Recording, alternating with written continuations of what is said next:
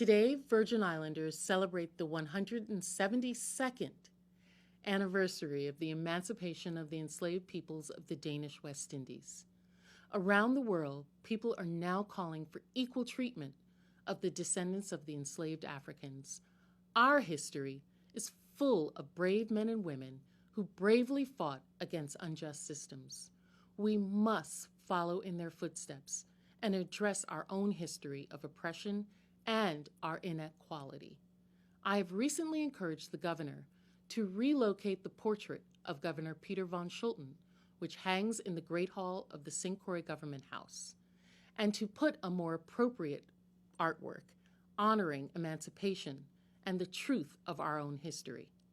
I've also requested that Senate President Novelle Francis sponsor legislation for a process to educate the general public on the various forms of status. Such legislation would require a referendum at the end of that education on status, which would in fact trigger legislation in the U.S. House of Representatives to be introduced and advocated by the delegate to Congress. On this day, in 1867, a racist rule of law governing the people of the Virgin Islands was overthrown, freeing thousands of our ancestors.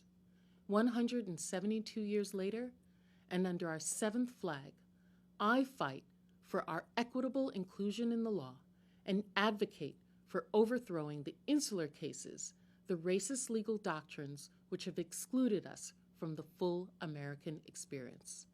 Let us use this day to not only celebrate, but to think of how the legacy of slavery continues to impact the Virgin Islands. Continue to think about our ancestors who have been able to overthrow so much more. Happy Emancipation Day.